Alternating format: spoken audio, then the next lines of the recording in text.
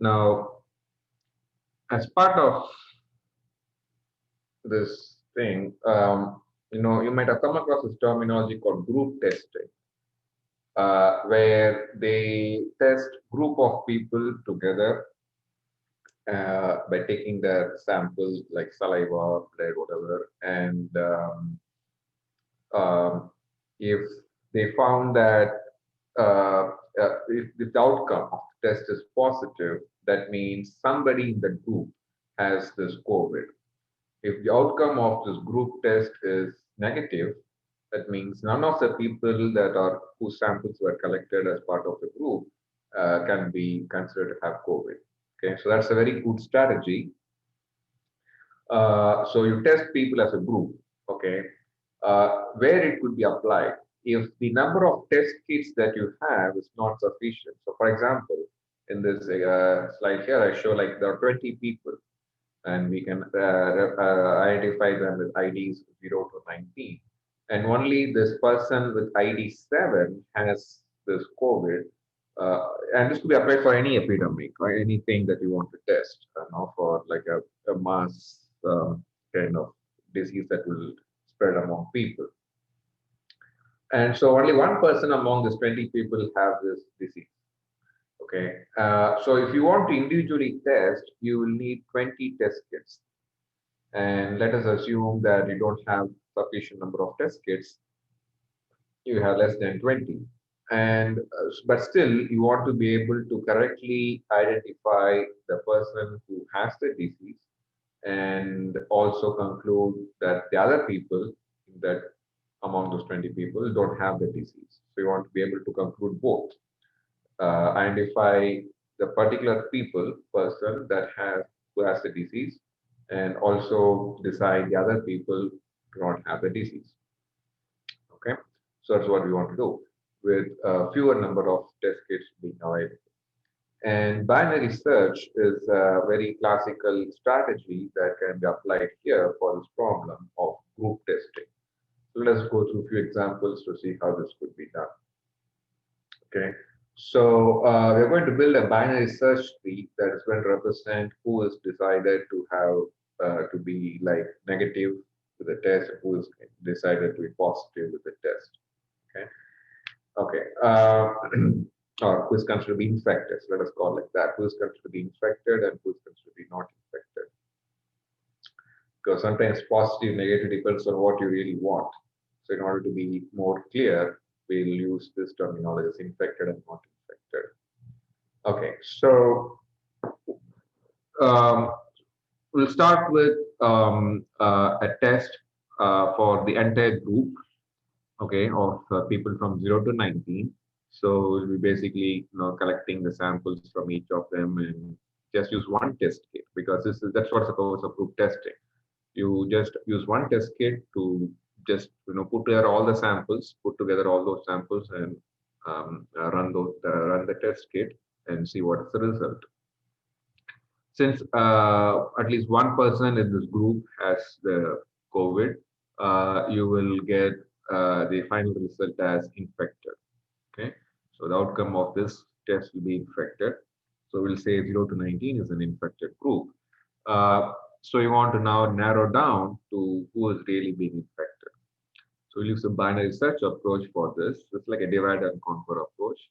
So we'll divide this into two groups, equal size.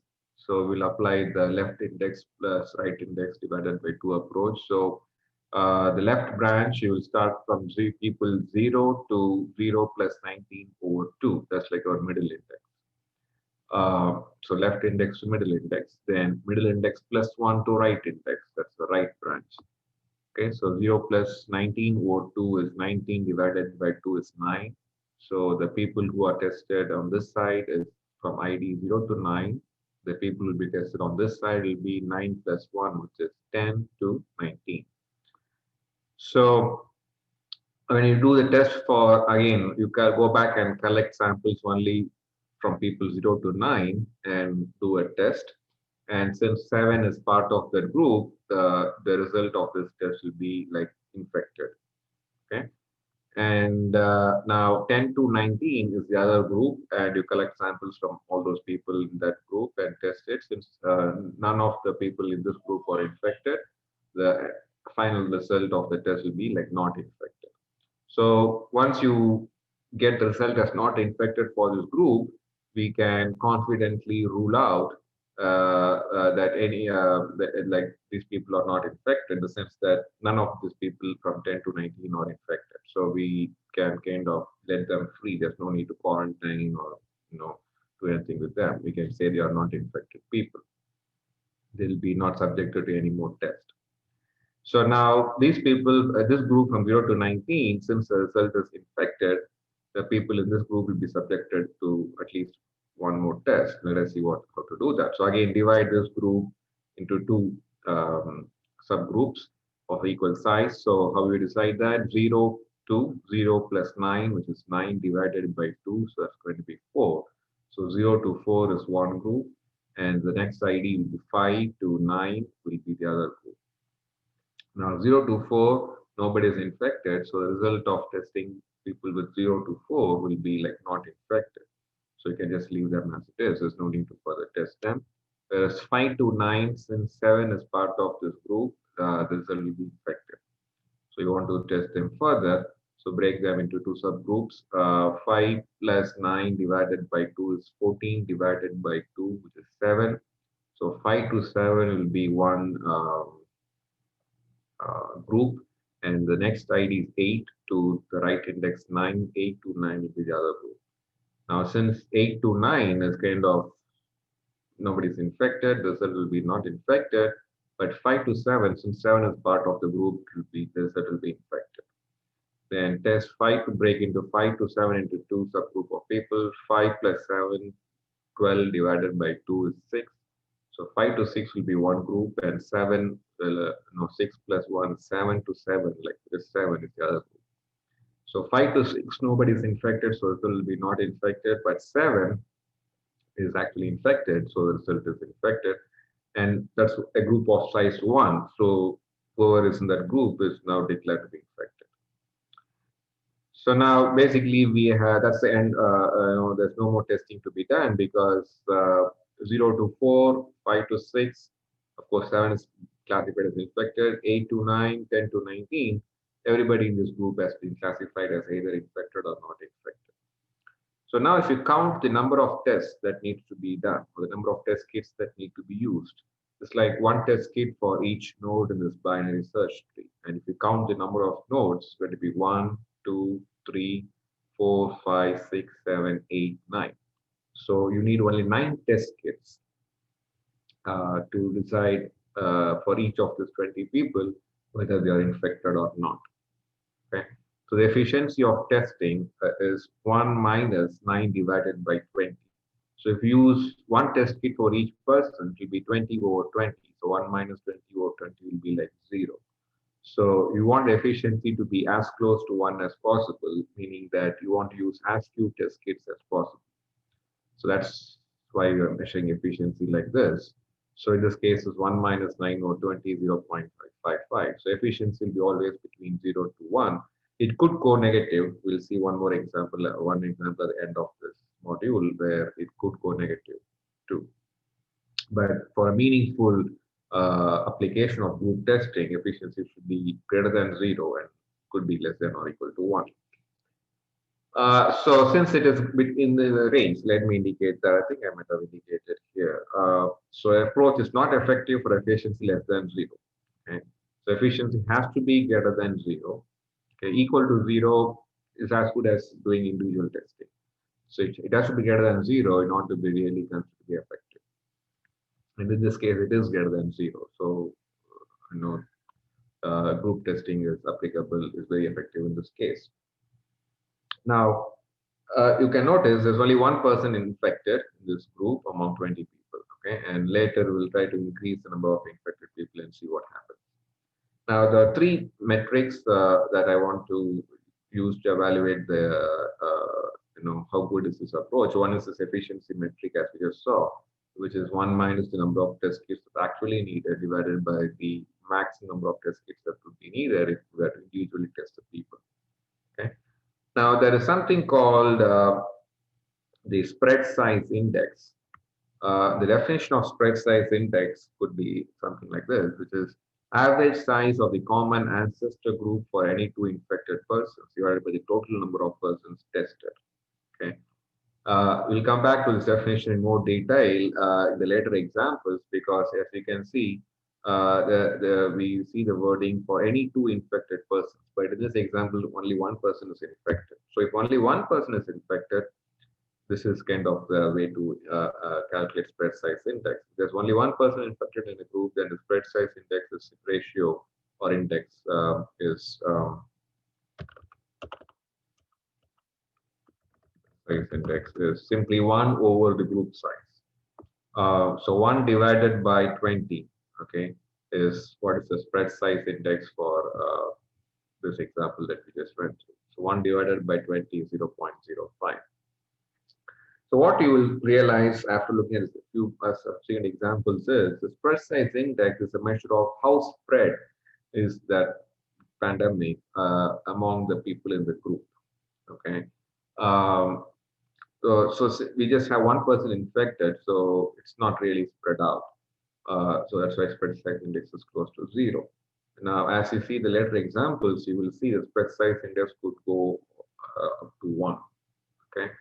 And we'll come back to that when we look at other examples. The third metric I want to use is the number of tests per cleared person. All these nodes that I have colored in green are the nodes that are being classified as not infected. So that is equivalent to clearing that person and saying they don't need to be quarantined and all those stuff. So how many tests we need to do for per person who is cleared to be not having this disease? So that depends on the level numbers of the green color nodes in the binary search tree here. So we'll go ahead and write down the level numbers of the nodes. So the root node is said to be at level 0, then the next two nodes at level 1, then at level 2, level 3, level 4, and so on. So this group, this node from 10 to 19, you need two tests for them. As you can see, at level 0, for the entire group of 0 to 19, we do one test and say, okay, the group is infected. And then you break down into two small subgroups here, and we test this 10 to 19 one more time. So uh, we can say the number of tests that we do, for a node is one more than its level number. Okay, so similar to last in the data structures class, we saw the number of comparisons that need to be done when you're searching for a node by a binary search tree to be 1 plus the level number of that node. Similarly here, the number of tests that need to be done for a node is 1 plus its level number. So for this green node here that involves 10 people who are cleared, you need two tests to be done. Whereas for this node here, which through which you're clearing 5 people in that group, this is at level 2, so you need 3 tests for that group. Then for this node, you need 4 tests because it's level 3, and for this node, you need 5 tests because it's level 4. So what is this number of tests per cleared person? It's like a weighted average of this number of tests you're doing. So you can see here, we need 2 tests for the 10 people at level 1 and 3 tests for the 5 people from 0 to 4 at level 2, then 4 tests for the 2 people 8 to 9 at level 3, and 5 tests for the 2 people at level 4. So it's like the number of tests multiplied by the number of people who are cleared as part of the group. Okay, so the sum divided by the total number of people who are cleared, which is 19. Okay, so again, it is the number of tests multiplied by the number of people who are cleared in that group at that level. So for this node, which involves 10 people, okay, so that's a size 10. This node is at level 1, so you need 2 tests, one more than the level number. This green node is at level 2, and there are 5 nodes there, 5 people there, and at level 2 you need 3 tests. This node at level 3, so 4 tests, and there are 2 people. And here you have two people at level 4, so you need 5 tests. Multiply them and add the numbers and divide by total number of cleared people, which is 19 or 20. So that's going to be 2.79 tests. So what it means is, on average, for every person who is cleared from this being who is declared to be not infected with this COVID, you need 2.79 tests. Okay, so it's more than one test. If you individually test a person, if that person, like, you'd go and test person 18, if he doesn't have COVID, you just need one test for that person. But since it is a group testing, right? Uh, it is normal to expect that each person could be going through more than one test. Okay, so that's expected. That's like a trade-off. So overall, you're trying to minimize the number of tests that are done. Okay, test case is equal to number of tests. So you're trying to minimize number of test cases, minimize number of tests. But on an individual person basis, that person could be going through more than one test. Okay, and we want to minimize that as much as possible. It cannot be minimized all the way to one, but we want to minimize it as close to one as possible, so that people who are clear are not going through a lot of tests. Okay, so as you can see, all these three metrics depends on several things. One obvious thing is how many people are infected in the group. Okay, and we'll see that really plays a big role in these metrics, as well as how spread is the disease. Okay, so like now we are going to go to two examples where there are two people infected in that group. In one case, the two people who are infected are close to each other, like 7 and 9. The IDs are close to each other, 7 and 9. Whereas uh, in this case, the two people are infected are like far away from each other on the basis of IDs. So you think IDs is like on what basis? What is the real time significance of using IDs? You could think about this like, in a housing community, 20 houses, and you are testing one person from each house. So these are the houses lined up in a road or something like that, and you're just going from house to house and collecting samples, one sample from each house, and testing it. So you want to find out whether the infected people are just very close neighbors of each other, the houses are close to each other, or the infected people are like far away from each other, and so on. Okay, so this could be a real world significant interpretation of this, right, on the IDs. Any questions so far before we go to this examples? Okay. All right. So let us continue. Okay. So now let us assume 7 and 9 are the two infected people. Okay. So again, for us to draw this binary search tree and do all the calculations, I should give you ahead of time who are the infected people in the group. Okay. Uh, so again, 0 to 19, 20 people. So to begin with, the root node of the binary search tree, the entire group 0 to 19. So since two people are there infected, the result of the test with this group is going to be infected. So you're going to split it into two smaller size nodes, like 0 to 9. So again, this is 0 plus 19 divided by 2, 19 divided by 2 is 9. So 0 to 9 is one group, and then the next number is 10 to the right index 19 is the other group.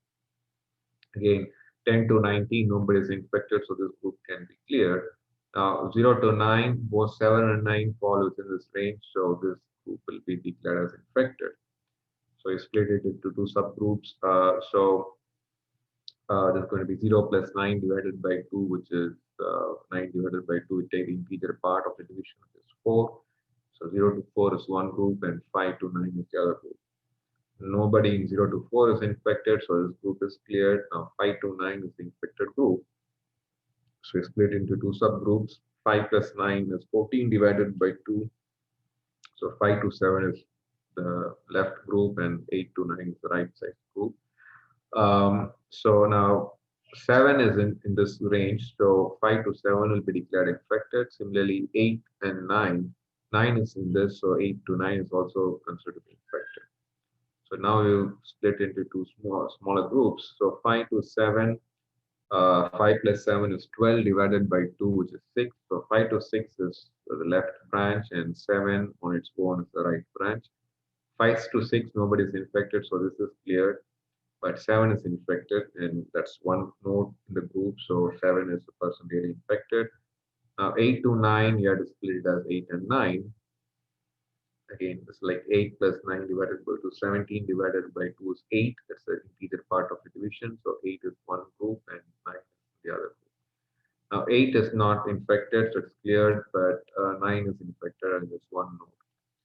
So we don't need to proceed further. 7 and 9 are the two infected people we have identified, and we have cleared all the other people. How many tests need to be done or test kits are needed? One to count the number of nodes. So 3, 4, 5, 6, 7, 8, 9, 10, 11. So the number of test kits needed is 11, still less than 20. So the efficiency is going to be, okay, I made a mistake here. It's 1 minus 11 divided by 20. So that's going to be 45, 0.45. Um, so now the number of, before you go to the spread size index, let's do the other one, that's more easier. Number of tests per cleared person. Okay.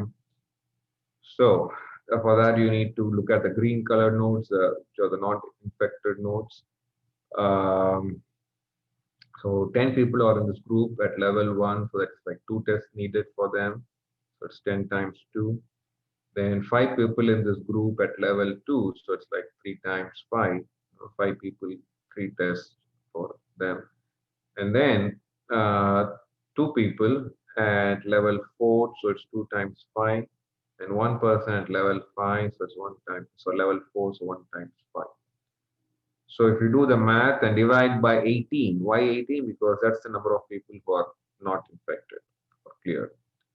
So let me make sure that math is right. 20 plus 15 plus 10 plus 5 divided by 18 plus 2.78. So 2.78 tests per clear person. Kind of close to what we got in the previous case also, when there was only one person infected. Okay. Now let us do the spread size index, and let us see what definition we have there. It's average size of the common ancestor group for any two infected persons divided by the total number of persons tested. So what is the common ancestor group for any two infected persons? So here are only two infected persons, which are 7 and 9. So the common ancestor for 7 and 9 in this binary search tree is going to be like the closest parent node under which both nodes 7 and 9 fall under. So you see, 7, the closest parent is 5 to 7, but 9 is not under 5 to 7. Similarly, 9 is under 8 to 9, but not under 7. So if you keep going up, you will see 5 to 9, and both 7 and 9 fall under 5 to 9. So that's the common ancestor for both 7 and 9. 5 to 7 is also an ancestor, but only for 7. Similarly, 8 to 9 is an ancestor only for 9. The ancestor means the nodes that are higher up in the binary search tree. So 5 to 9 is the node that is the closest ancestor to both 7 and 9. So uh, the size of the common ancestor group for any two infected persons. So the size of 5 to 9 is like what? How many people are in this range from 5 to 9? 5 people. And these are only two infected people. And if we have more than two infected people, we have to find for every two infected people the size of the common ancestor group and take the average. We'll see an example for that case also. For this example, there's only two infected people, so the size of the common ancestor group is whatever the size of the common ancestor is, divided by the total number of persons tested. So the size is 5 because the 5 people in the range from 5 to 9, that's the size of the common ancestor, divided by the total number of people tested. Like, you want to test and classify this 20 people. So that's the number you have to put in the denominator. 5 divided by 20 divided by, which is equal to 0.25. So in the previous case, it was 0.05 when just one person was infected among the 20 people. Now it is 0.25. So as I said, the spread size index should be closer to zero. The more further away it is from zero, it indicates that the uh, disease is kind of spread among people within that group. So in this case, we have 7 and 9 kind of close to each other, and the spread size index is still reasonably smaller, not close to 1. Okay. Any question on this example before we proceed with the two more examples I want to show? Yes, we can talk after class. Um,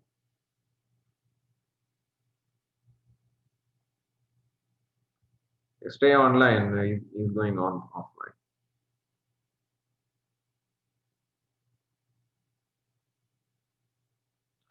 Okay, so now let us look at a scenario where um, the two infected people are spread apart from each other. Okay, so same procedure, 0 to 19 split. So the entire group is infected because 7 and 16 are part of this. So split it as 0, 9 and 10 to 19. So 16 is part of the group. So 10 to 19 is now to be infected. And 0 to 9 is infected because 7 is part of this group. So split this as 0 to 4 and 5 to 9. And 0 to 4 is now cleared, but 5 to 9 is infected because 7 is part of it. So 5 plus 9 is 14 divided by 2. So 5 to 7 is one group, 8 to 9 is the other group. 8 to 9 is clear because 8 and 9 are not infected.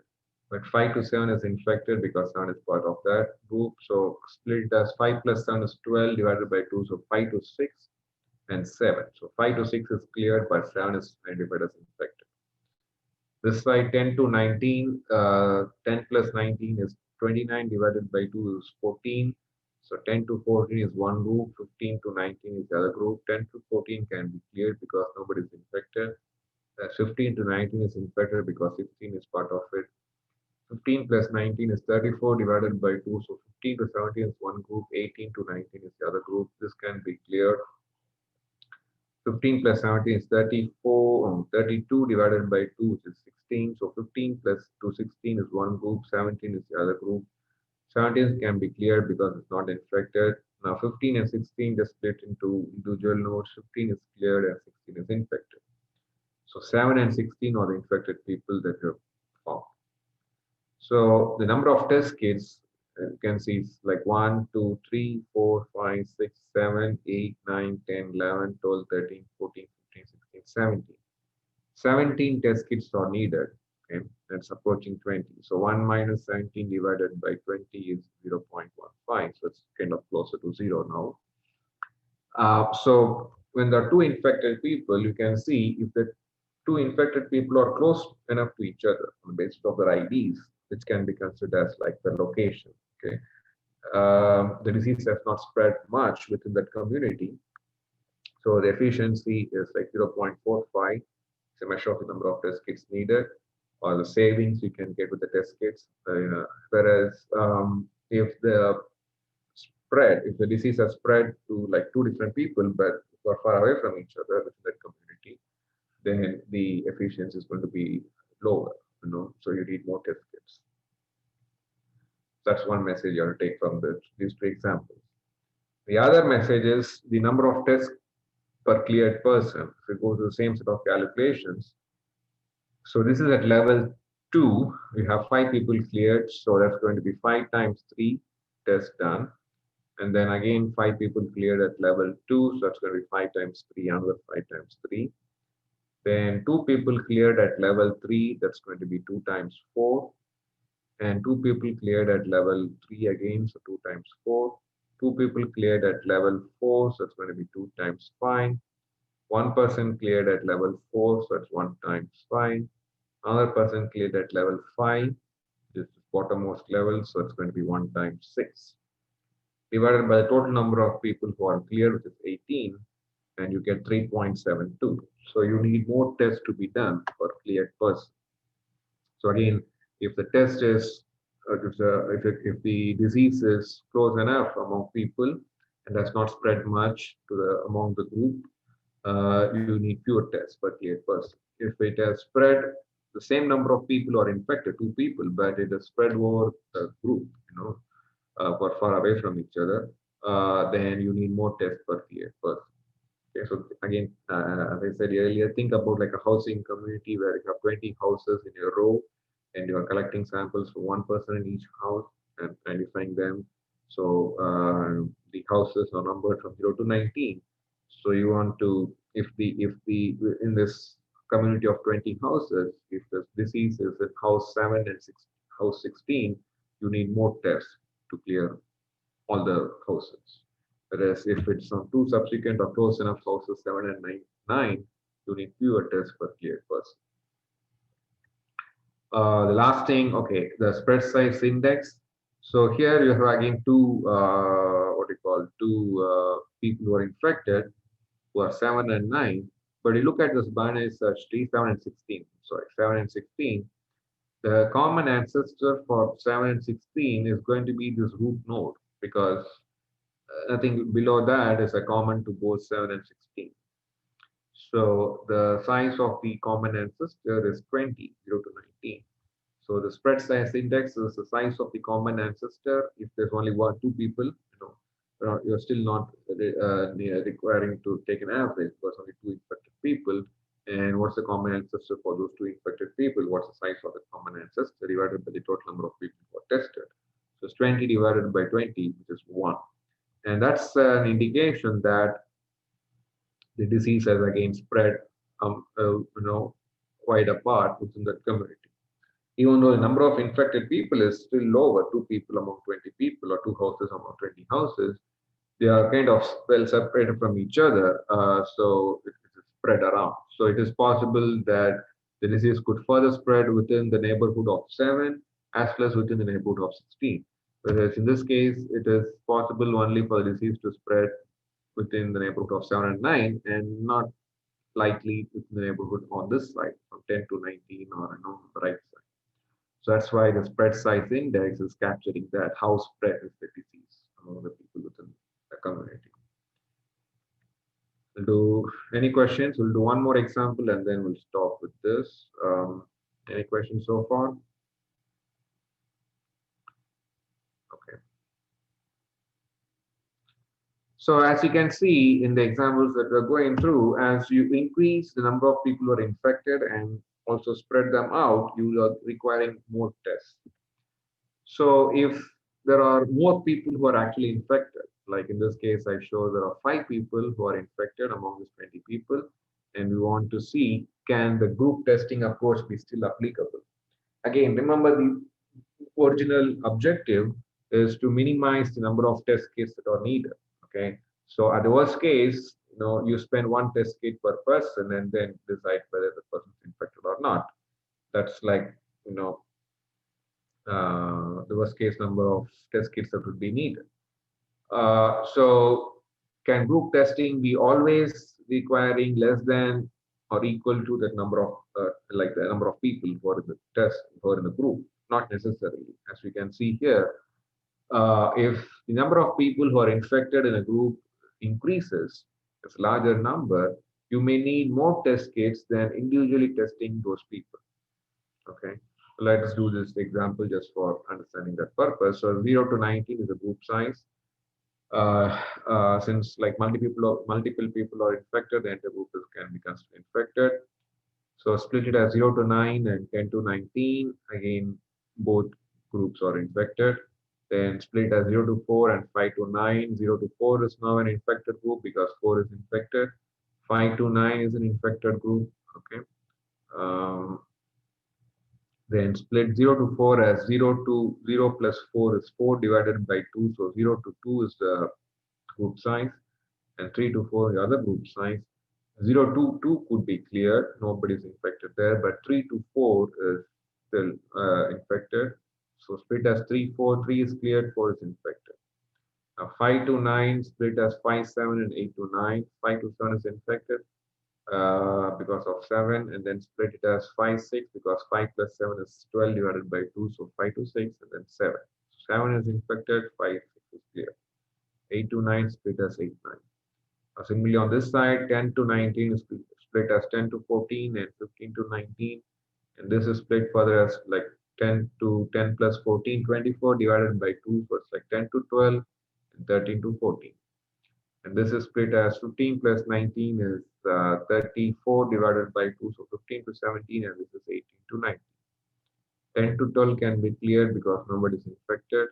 13 to 14 has to be further tested. So split as 13, 14, 14 is cleared, 13 is infected. 15 to 17 can be cleared, but 18 and 19 need to be further tested. Okay.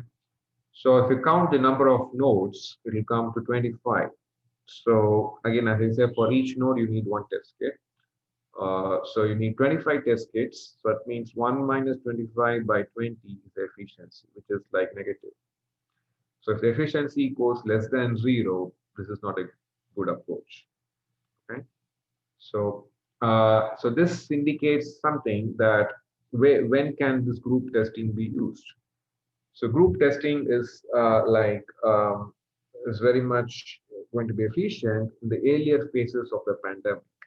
Okay, when few people in a group are infected, you can identify those infected people with fewer test kits, like the earlier examples you went through, and just quarantine those people and clear the other people. Okay, so in terms of disease control, this is going to be effective if you do it in the earliest stage of the pandemic, so you can rightly identify the infected people. Okay, so think about this. So if a city or a country is not using group testing, and they have fewer test kits, okay, they may not be able to identify the right infected people because they don't want to go individually and test the people, okay, unless somebody comes with the what they call the the indications that they may have the disease, okay, symptom. Unless somebody comes with a symptom that I may have a disease and then go through tests, you don't want to go and test every person in the city or every person in the community because you have fewer test kits. So if you are in such a situation, you can employ group testing, because with group testing, if only few people are infected at that stage, you can use fewer test kits like we have seen in this examples here, and still be able to decide for every people with every person in that community whether that person is infected or not. Okay, so that's the kind of message with this, that I want to convey to this module.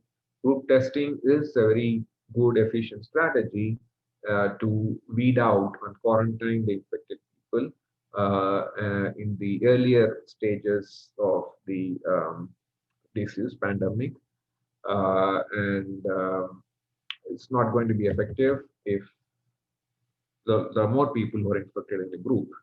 Then it's just better to just individually test people. And still, if you have fewer test kits, then the situation is out of your control. You cannot employ group testing because that's not going to minimize the number of test kits.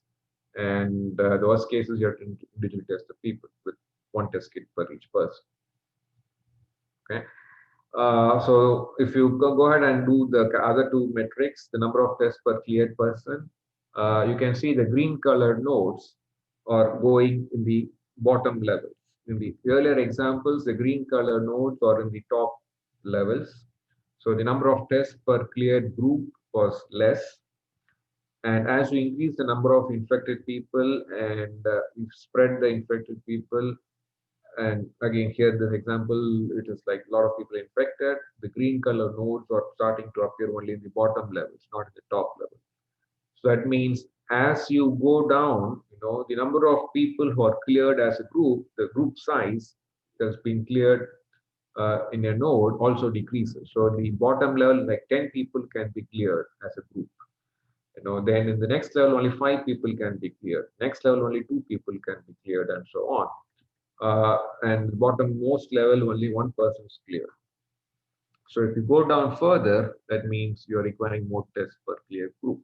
And in this case, you will observe that you need 4.4, simply because you see here this is at level 3. 3 people are cleared. So level 3 means 4 tests, and there are 3 such nodes. So that's why I say 3 plus 3 plus 3 times 4, the number of tests per group. Then this is at level 4, so you need 5 tests, and the nodes are of size 1, 2, 1, 1, 1. So that's why I indicate like that. Divided by the total number of cleared people, which is 15, because 5 out of 20 are infected, so 15 are not infected. So it's 4.4 more than 3.72, 2.78, and so on. So you need more tests. Now the spread size index is, now we have to consider the average common ancestor size. So what we have to do is write down every pair of infected nodes, like 4, 7, 4, 9, 4, 13, or these are the 5 infected people. So write down every pair of infected nodes: 4, 7, 4, 9, 4, 13, 4, 18, 7, 9, 7, 13, 7, 18, 9, 13, 9, 18, and 13, 18. Now, for every 2 infected people, find the common ancestor. So for 4 and 7, the common ancestor is going to be, you see, according to this binary search tree, is 0 to 9 is the common ancestor. So if you write down the common ancestor. Now, 4 and 9, the common ancestor is still again 0 to 9. 4 and 13, the common ancestor is going to be all the way up to 0 to 19. Okay. Then similarly 4 and 18, again the common ancestors all the way up to 0 to 19. That's a node that is common to both in the binary search. So similarly find the common ancestors for each pair and find out the size. So there are 3 common ancestors of size 10. So like 0 to 9 is of size 10, another 0 to 9 size 10, and then 10 to 19, another group of size 10. So that are the 3 ancestors of size 10. There are 6 ancestors of size 20, which is like 0 to 19. How many of them are there? 6 of them. And then 1 ancestor is of size 5, which is this one. So sum up all of them and divide by the total number of common ancestors. So we are still finding the common ancestor size, average common ancestor size. So these are the common ancestors size. So divided by the total number of common ancestors is 10. So that's going to be 15.5 is the average common ancestor size. The spread size index is the average common ancestor size divided by the total number of people who are tested, which is 20 people in the group. So 15.5 divided by 20 is 0.775. So again, it's closer to 1, indicating the disease is just spread around in that community. So if you have just 2 people who are infected, there's no need to find the average common ancestor size. There's only 1 common ancestor there, which is like for 7 and 16 in this case is 0 to 19. So it's 20 divided by 20, that's 1. So you may see that only 2 people are infected, spread size is 1, and 5 people are infected, spread size index is 0.775. So what it captures basically is how spread, So even if 2 people are just infected, it is kind of reasonably spread within the community. And it need not be like larger the number of infected people, larger the spread size index. It need not be like that. But this one could be the larger the number of infected people, you need more tests per cleared person, as well as the number of test kits definitely going to be more if you have more infected people. Okay. So in summary, when can this be used? Like in these examples we are seeing here, when 2 people are infected among 20 people, we found it the test kits, number of test kits needed are still less than 20, meaning the efficiency was greater than 0. So, and even in the real world literature, people for larger group size and different scenario places, countries where they have done group testing, roughly at most 10%. So 5% is considered to be a very good number. So 5 to 10%, or at most 10%. So if the percentage of infected people within a group that you want to test is like at most 10%, we can employ group testing and quarantine, identify those people, okay, and classify the other people as not being infected. As the number of people in the infected group gets larger, the binary search approach becomes inefficient. Then you just go and individually test the people if you really want to test them. And the fewer, the more clustered, means close to each other or the infected people, the lower the value for the number of tests per cleared person, as well as the lower the spread size index. That's what we observe here. So if 7 and 9, the two infected people are close to each other, you need fewer tests per cleared person, and the spread size index is smaller. Whereas if 7 and 16, the two infected people are farther away from each other, means it is spread out within this community, so the spread size index is larger, as well as you need more tests per cleared person. Okay, so with that, we